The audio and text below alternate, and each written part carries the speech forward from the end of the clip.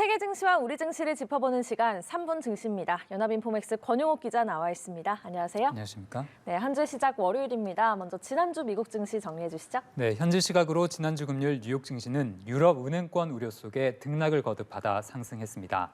시장의 우려가 너무 과도했다는 평가가 커졌기 때문인데요. 마감가를 살펴보면 다우지수는 전장보다 0.41% 올랐고요.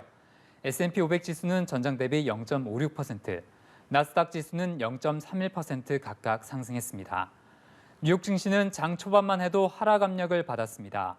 독일의 최대 은행인 도이체방크가 위험할 수 있다는 우려를 샀기 때문인데요. 네. 이 은행의 부도 위험을 나타내는 수치가 크게 치솟았습니다.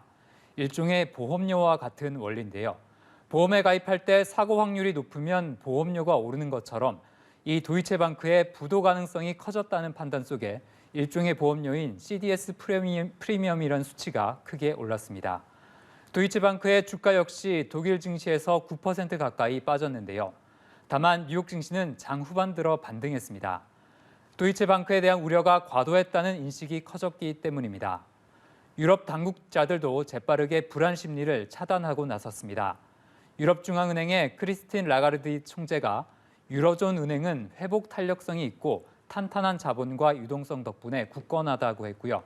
또 중앙은행이 필요한 경우 유동성을 제공할 준비를 완벽히 갖추고 있다고도 강조했습니다. 네, 만약에 이렇게 독일에서 가장 큰 은행까지 흔들린다면 문제가 정말 심각해지는 거 아닌가요? 네, 그렇습니다. 도이체방크가 문제가 됐던 것은 위기에 빠졌던 크레디트 스위스의 인수 과정과 연관이 있는데요.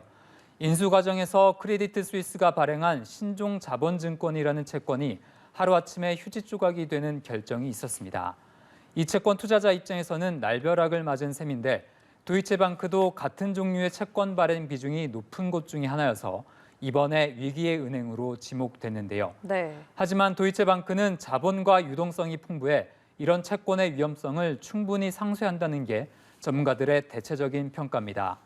시장의 불안감이 워낙 크다 보니 다음 차례가 누구일지에 대한 우려가 다소 과도하게 표출되는 것 아니냐 이런 의견들도 나오고 있습니다. 네, 미국 연준에서도 은행권 불안을 좀 잠재우려는 발언들이 나오고 있다고요? 네, 그렇습니다. 이번 달 연준이 금리를 올린 것은 은행권 시스템을 탄탄하다고 판단했기 때문이라는 발언들이 나오고 있는데요. 애틀랜타 연방준비은행의 래피엘 보스틱 총재는 이번 금리 인상이 간단한 결정은 아니었지만 결국 은행 시스템이 건전하고 탄탄하다는 명확한 신호가 있다고 판단했다고 말했습니다. 예. 리치먼드 연은의 토머스 바켄 총재도 은행 시스템 우려에도 물가가 높아 금리를 인상할 근거가 매우 분명했다고 강조했습니다. 네, 알겠습니다. 마지막으로 오늘 코스피 전망까지 짚어주시죠. 네, 지난주 코스피는 한 주간 0.8% 올랐는데요. 지수는 2,415부근에서 거래됐습니다. 오늘 코스피는 보합권 근처에서 출발할 것으로 전망됩니다. 지난 주말 뉴욕 증시가 선방했지만 미국과 유럽 은행권에 대한 우려가 완전히 사라진 것은 아닌데요. 그렇기 때문에 오늘 코스피도 방향성을 쉽게 잡지 못하는 모습이 나타날 것으로 예상됩니다.